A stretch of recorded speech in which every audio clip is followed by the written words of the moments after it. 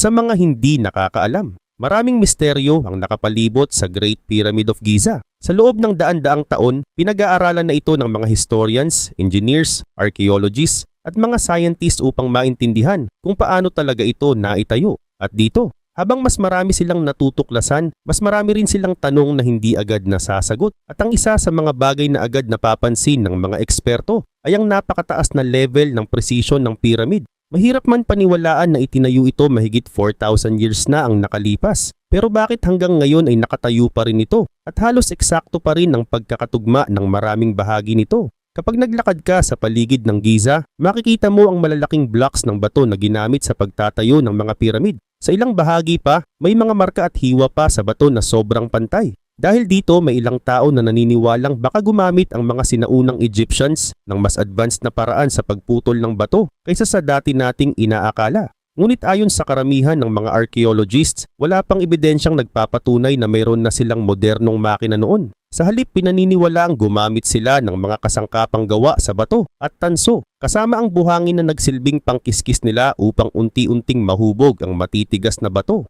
Isa pang dahilan kung bakit maraming tao ang naakit sa misteryo ng Giza ay ang pagkakaayos ng tatlong pangunahing piramid. May mga nagsasabing kahawig daw ito ng ayos ng tatlong bituin na bumubuo sa Orion's Belt. Dagdag pa, ang Giza ay hindi lang tungkol sa tatlong malalaking piramid. Sa buong lugar ay may mas maliliit pang piramid, mga templo, daanan, silid at mga underground structure na nagpapakita kung gaano kalawak ang proyektong isinagawa ng mga sinaunang Egyptians. Isa sa mga pinakakakaibang bahagi ng lugar ay ang tinatawag na Osiris Shaft. Isa itong malalim na underground structure na natuklasan malapit sa Great Pyramid. Sa loob nito ay may mga silid na hinukay sa bato, mga lagusan at isang malaking granite sarcophagus o kabaong na bato. Ang mas nakakabilib ay ang lokasyon nito. Nasa malalim itong bahagi ng lupa, kaya natural lang na itanong kung paano nila naibaba roon ang napakabibigat na blok ng bato. Hanggang ngayon pinag-aaralan pa rin ito ng mga eksperto. Ngunit sa tingin ng marami, gumamit ang mga sinaunang Egyptians ng kombinasyon ng mga rampa, lubid, kahoy na panghatak at libu-libong manggagawa upang mailipat ang mga dambuhalang bato sa kanilang tamang lugar. Mayroon ding bahagi ng Osiris Shaft na may tubig sa paligid ng gitnang silid. Dahil dito, may ilang researcher na naniniwalang maaring konektado ito sa isang sinaunang sistema ng pagdaloy ng tubig. Ngunit hanggang ngayon wala pang sapat na ebidensya upang makumpirma kung eksaktong paano ito gumana noong unang panahon. Habang tumatagal, mas napapatunayan na ang mga sinaunang Egyptians ay may kahangahangang kaalaman sa engineering, matematika at pagpaplano. Ang pagtatayo ng Great Pyramid ay hindi lamang simpleng proyekto. Isa itong napakalaking operasyon na nangangailangan ng organisasyon, disiplina at napakahusay na pagkalkula. Sa katunayan, maaring ang tunay na misteryo ng Great Pyramid ay hindi kung mayroon ba silang lihim na teknolohiya. Ang mas kahanga-hanga ay kung paano nila nagawang itayo ang isa sa pinakadakilang istruktura sa kasaysayan. Gamit lamang ang mga kagamitang mayroon sila noong panahong iyon. Ngayon tumuloy na tayo sa pinakapaksa. Ano-ano nga ba ang misteryo ng mga piramid na hindi pa lubos maunawaan ng mga eksperto? At yan ang ating aalamin.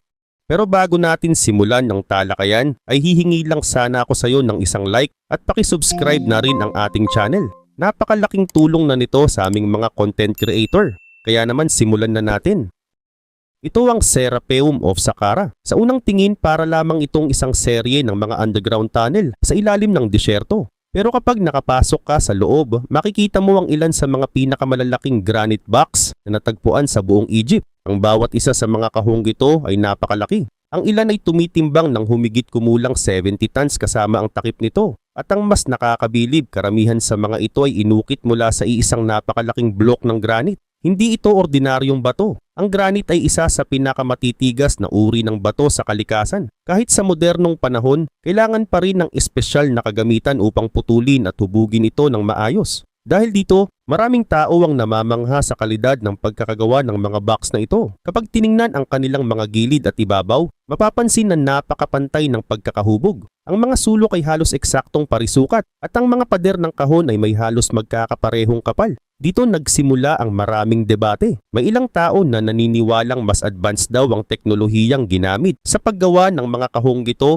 kaysa sa karaniwang itinuturo sa kasaysayan. May mga nagsasabing baka may mga espesyal na kagamitan ang mga sinaunang Egyptians na hindi pa natin lubos na nauunawaan ngayon. Ngunit ayon sa karamihan ng mga archaeologist, wala pang natatagpuang ebidensya ng mga modernong makina o advanced na kagamitan sa Egypt noong panahong iyon. Sa halip, naniniwala silang ang mga kahong ito ay resulta ng napakahabang panahon ng pagsasanay, husay sa stoneworking at napakalaking dami ng manpower. Sa madaling salita, hindi kailangang may lihim na teknolohiya upang makagawa ng kahangahangang resulta.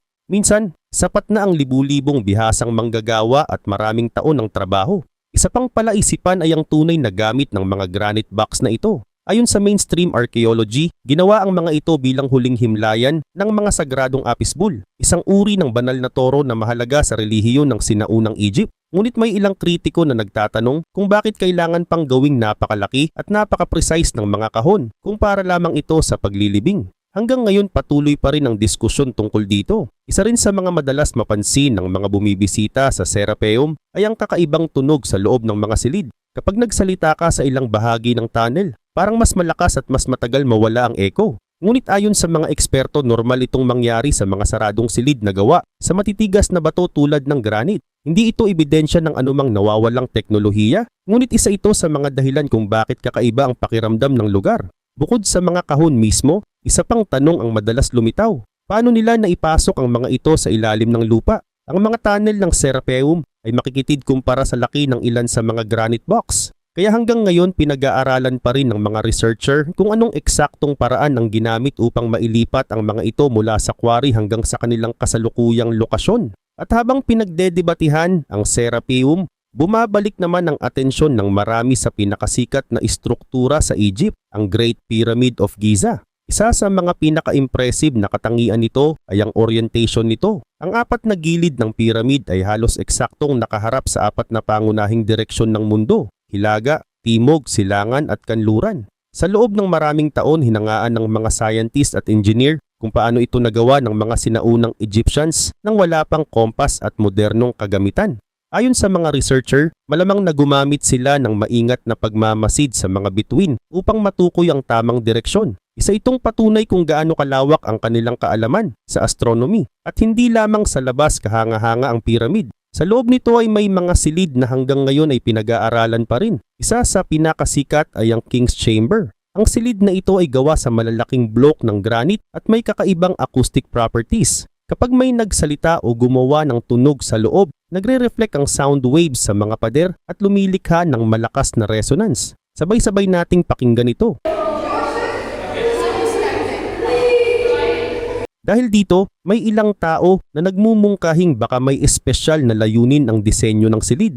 Ngunit ayon sa karamihan ng eksperto, wala pang ebidensyang nagpapatunay na ginamit ito para sa anumang advanced na teknolohiya o misteryosong sistema ng enerhiya. Sa ngayon, ang pinakaligtas na konklusyon ay ito. Ang Great Pyramid at ang Serapeum ay dalawang pambihirang halimbawa ng kakayahan ng mga sinaunang Egyptians. Marami pa tayong hindi alam tungkol sa eksaktong paraan ng kanilang pagtatrabaho. Pero isang bagay ang malinaw.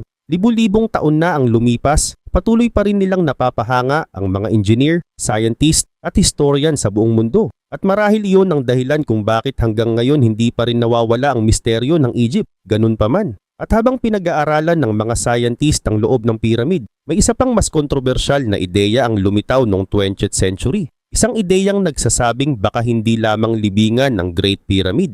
Noong 1962, naglabas ng aklat ang isang manunulat na nagngangalang Edward Kunkel. Sa kanyang libro, iminungkahi niya ang isang kakaibang teorya. Ayon sa kanya, maaring nagsilbing higanting water pump ang Great Pyramid. Sa teoryang ito, ang mga lagusan at silid sa loob ng pyramid ay hindi lamang simpleng daanan. Sa halip, bahagi daw ang mga ito ng isang malaking sistema na ginagamit upang magpalipat ng tubig. Sa unang tingin, parang science fiction ang ideyang ito. At para sa karamihan ng mga Egyptologists, hindi ito kapani-paniwala. Maraming eksperto ang nagsabing walang sapat na ebidensyang sumusuporta sa naturang teorya. May ilan ding engineer na nagsuri sa konsepto at nagsabing mahirap itong gumana batay sa disenyo na inilalarawan ng aklat. Gayunpaman, hindi tuluyang nawala ang interes ng ilang researcher sa ideyang ito. May mga nagsimulang magtanong, kung napakalaki ng Great Pyramid, bakit napakalaking oras, pera at lakas ang ginugol para itayo ito? Ayon sa mainstream archaeology, ang sagot ay may kaugnayan sa relihiyon, kapangyarihan at paniniwala ng mga sinaunang Egyptians tungkol sa buhay pagkatapos ng kamatayan. Para sa kanila, ang pharaoh ay hindi ordinaryong pinuno. Isa siyang sagradong tao na may mahalagang papel sa kanilang paniniwala. Dahil dito, hindi nakapagtataka na handa silang gumastos ng napakalaking resources para sa pagtatayo ng isang monumental na libingan. Ngunit para sa mga sumusuporta sa alternatibong teorya, hindi pa rin sapat ang paliwanag na yon. Kaya patuloy silang naghahanap ng iba pang posibleng gamit ng pyramid. Dito pumapasok ang isa pang misteryosong lugar sa Egypt, ang Zawiet El Aryan. Isa itong archaeological site na matatagpuan hindi kalayuan sa Giza. Sa lugar na ito may natagpuang malaking hukay at ilang kakaibang granite structure na matagal nang pinag-aaralan ng mga researcher.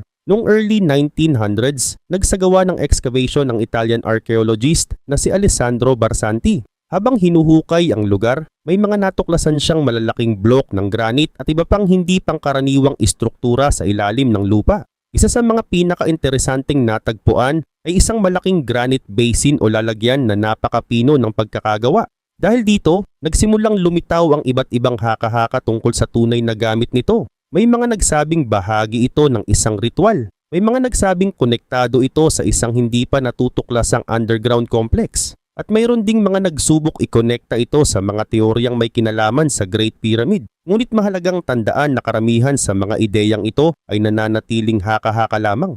Wala pang matibay na ebidensyang nagpapatunay na konektado ang lugar sa anumang advanced technology o misteryosong sistema ng enerhiya. Isa pang pangyayaring madalas ikwento tungkol sa site ay ang nangyaring malakas na pag-ulan habang isinasagawa ang excavation. Ayon sa mga lumang ulat na puno ng tubig ang malaking hukay matapos ang isang bagyo. Pagkaraan ng ilang oras bumaba raw ang level ng tubig. Dahil dito may ilan na naghinalang baka may mga nakatagong lagusan o silid sa ilalim ng lupa na sumisipsip sa tubig. Ngunit hanggang ngayon wala pang malinaw na ebidensyang nagpapatunay kung ano talaga ang sanhi nito. Maaring natural na pagtagas lamang ng tubig sa ilalim ng lupa. Maaring may mga bitak sa bato. O maaring may iba pang paliwanag na hindi pa natutuklasan. At dito lalo nagiging kawili-wili ang kwento ng Egypt. Sa bawat misteryong nasasagot may panibagong tanong na lumalabas. Sa bawat bagong discovery may bagong debate na nagsisimula. Sa kabila nito, dumating na ang First World War. Dahil sa gera huminto ang maraming archaeological projects sa Egypt at naiwan ang lugar na hindi pa lubusang nasisiyasat. Mas naging misteryoso pa ang kwento ng pumanaw si Barsanti noong 1917 at sa mga sumunod na dekada, unti-unting nawala ang interes ng maraming researcher sa lugar.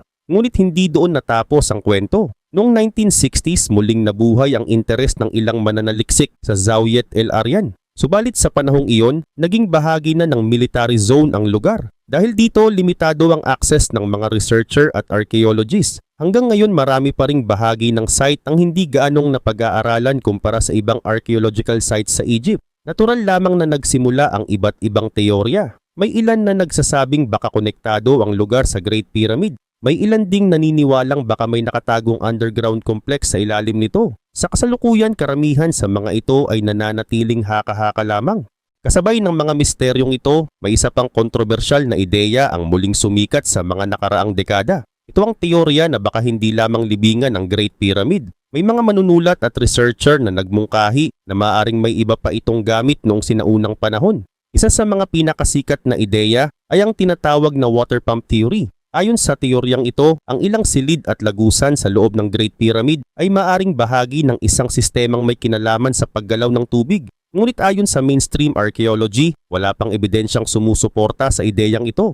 Hindi rin ito tinatanggap ng karamihan sa mga Egyptologists. Gayunpaman, hindi nito napigilan ang ilang engineer na pag-aralan ang konsepto gamit ang kanilang sariling kaalaman sa hydraulics. Isa sa kanila ay si John Cadman, isang marine engineer na naging interesado sa teorya matapos mabasa ang isang lumang aklat tungkol sa Great Pyramid noong late 1990s. Bilang eksperto sa paggalaw ng tubig at hydraulic systems, naisip niyang subukan kung posible nga ba ang naturang ideya. Kaya gumawa siya ng iba't ibang scale model batay sa kanyang interpretasyon ng disenyo ng pyramid. Ang unang mga modelo ay hindi nagtagumpay, may tumagas, may nasira, may hindi gumana ayon sa kanyang inaasahan. Ngunit nagpatuloy siya. Pagkatapos ng ilang pagtatangka, nakagawa siya ng modelong gumalaw ang tubig sa paraang inaasahan niya. Para kay Cadman, ipinakita nito na posibleng gamitin ang isang kahalintulad na disenyo bilang water moving system.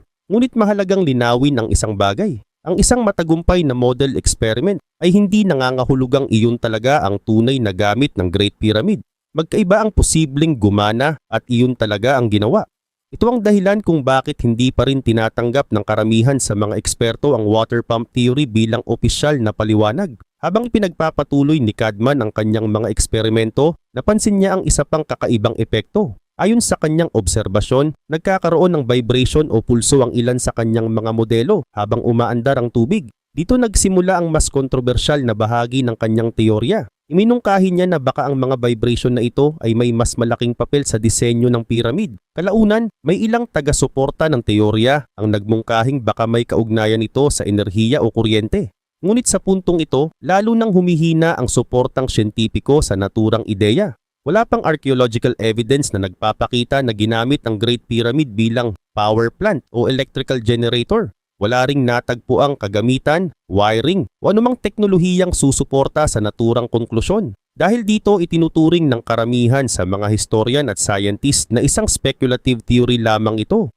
Gayunpaman, may isang dahilan kung bakit patuloy pa rin itong pinag-uusapan. Nakakabilib kasi talaga ang Great Pyramid. Kapag tiningnan mo ang laki nito, ang presisyon ng pagkakagawa at ang dami ng trabahong kinailangan upang maitayo ito, madaling maintindihan kung bakit marami ang naghahanap ng mas malalim na paliwanag. Ngunit minsan, ang totoong sagot ay maaaring mas simple kaysa sa inaakala natin. Maaaring ang pinakamalaking lihim ng Great Pyramid ay hindi isang nawawalang teknolohiya o sinaunang power plant. Maaring ito ay isang patunay lamang kung gaano katalino, kasipag at kaorganisado ang mga sinaunang Egyptians na nagawang bumuo ng isang istrukturang patuloy na humahanga sa buong mundo makalipas ang libu-libong taon. Ngayon lumihis tayo ng konti at pag-usapan natin ang isang kilalang tao. Noong early 20th century, naging kilala si Nikola Tesla dahil sa kanyang mga eksperimento tungkol sa wireless energy. Gusto niyang makapagpadala ng kuryente nang hindi na kailangan ng mahabang wire. Isa sa pinakasikat niyang proyekto ay ang Wardenclyffe Tower sa New York. Malaking tower ito na ginawa para subukan ang pagpapadala ng energy gamit ang lupa at atmosphere. Pero hindi natapos ng maayos ang proyekto dahil naubusan siya ng funding. Dito nagsimula ang koneksyon ng ilang tao sa pagitan ni Tesla at ng Great Pyramid. May mga nagsabi na parang kahawig ng ideya ni Tesla ang posibleng disenyo ng pyramid. Ang Great Pyramid kasi ay dating natatakpan ng puting limestone casing. Ang limestone ay hindi kasing conductive ng metal. Sa loob naman ng pyramid may mga bahagi na gawa sa granite at ang granite ay may minerals na kayang mag-react sa pressure at vibration. Dahil dito may ilang researcher na nag-isip na baka hindi lang basta bato ang mga materialis na pinili sa pyramid. Baka sinadya ang kombinasyon ng limestone at granite para sa isang espesyal na function. Ngunit mahalagang linawin. Wala pang matibay na ebidensya na ginamit ang Great Pyramid bilang generator ng kuryente. Walang natagpuang wire system, walang battery, walang machine, at walang ancient record na nagsasabing power plant ang pyramid. Kaya sa ngayon ang ideyang ito ay nananatiling teorya lamang. Mas lalo pang lumakas ang interes sa teoryang ito ng pag-aralan ng mga robot ang maliliit na shaft sa Queen's Chamber. Hindi kasya ang tao sa mga shaft na ito, kaya robot ang ginamit upang makita kung ano ang nasa loob. Sa dulo ng ilang daanan, nakita ang maliliit na limestone block na parang pinto. May mga copper pin din na nakakabit dito. Dahil copper ang material, may ilang tao na agad nag-isip na baka may kinalaman ito sa electricity. Pero ayon sa mas maingat na paliwanag ng mga archaeologists, hindi sapat ang copper pin para sabihing electrical system yun. Pwedeng decorative ito, pwedeng symbolic, pwede ring bahagi lamang ng pagsil ng shaft. Ang problema, wala pa tayong kumpletong sagot, kaya dapat malinaw ang pagkakasabi. May copper na natagpuan sa shaft. Pero hindi ibig sabihin noon ay may kuryente na agad ang pyramid. Mayroon ding pag-aaral noong 2018 na nagsuri kung paano nagre-react ang hugis ng Great Pyramid sa electromagnetic waves. Lumabas sa study na sa ilang kondisyon ang pyramid shape ay pwedeng mag-concentrate ng electromagnetic energy sa loob at sa ilalim nito. Nakaka-interes ito. Pero hindi nito pinatutunayan na gumagawa ng kuryente ang pyramid noong sinaunang panahon. Ipinapakita lang nito na kapag gumamit ka ng modernong physics model, may kakaibang interaction ng shape ng pyramid sa radio waves. Iba ang kayang mag-react sa energy. Iba rin ang ginamit talaga bilang power plant. Diyan madalas nagkakaroon ng maling intindi. May mga modernong writer tulad ni Christopher Dunn na nagsulong ng ideya na ang Great Pyramid ay isang machine na kumukuha ng energy mula sa Earth. Ayon sa kanyang teorya, maaring may chemical reaction, vibration at hydrogen na bahagi ng sistema. Pero muli, hindi ito tinatanggap ng karamihan sa mainstream archaeology bilang opisyal na paliwanag. Para sa karamihan ng archaeologists, ang Great Pyramid ay bahagi ng Royal Tomb Complex ni Pharaoh Khufu. Hindi lang ito simpleng libingan. Isa itong napakalaking proyekto ng religion, power at afterlife belief ng sinaunang Egyptians. Sa paniniwala nila, ang Pharaoh ay may espesyal na papel pagkatapos ng kamatayan. Kaya para sa kanila, makatuwiran na gumamit ng napakalaking resources para sa pyramid. Pero kahit hindi tanggapin ang power plant theory, hindi ibig sabihin na ordinaryo lang ang Great Pyramid. Sa totoo lang, mas kahanga-hanga pa nga minsan ang simpleng paliwanag. Isipin mo ito. Wala silang crane na tulad ngayon. Wala silang modern truck. Wala silang computer design. Pero nagawa nilang magputol, maglipat, mag-ayos, at magpatong ng milyon-milyong bato sa isang napakalaking structure na nakatayo pa rin hanggang ngayon. Iyan ang totoong misteryo. Hindi kailangan gawing alien technology. Hindi kailangan gawing ancient electricity. Dahil kahit sa ebidensyang mayroon tayo ngayon, malinaw na napakataas ng planning, organization, math at engineering skill ng sinaunang Egyptians. At habang may mga teoryang patuloy na sinusubukan ng iba, patuloy rin ang trabaho ng mga scientists at archaeologists. Gumagamit na sila ngayon ng robot, muon scanning, radar at iba pang modern technology upang makita ang mga parte ng pyramid na hindi kailangang sirain. Kaya posible na sa mga susunod na taon, may matuklasan pa tayong bagong silid, bagong daanan o bagong paliwanag tungkol sa tunay na paraan ng pagtatayo nito. Pero sa ngayon ito ang pinaka-balanced na sagot. May mga kakaibang feature ang Great Pyramid. May mga tanong na hindi pa nasasagot. May mga teoryang nakaka-curious. Pero wala pang sapat na ebidensya na ito ay ancient power plant.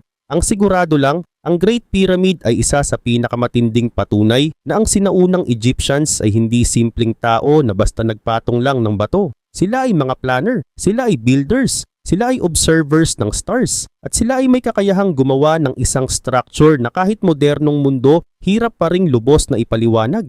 Kaya marahil, ang tunay na hiwaga ng Great Pyramid ay hindi kung naglalabas ba ito ng kuryente. Ang tunay na hiwaga ay kung paano nagawa ng tao, libu-libong taon na ang nakalipas. Ang isang bagay na hanggang ngayon ay nagpapatanong pa rin sa buong mundo.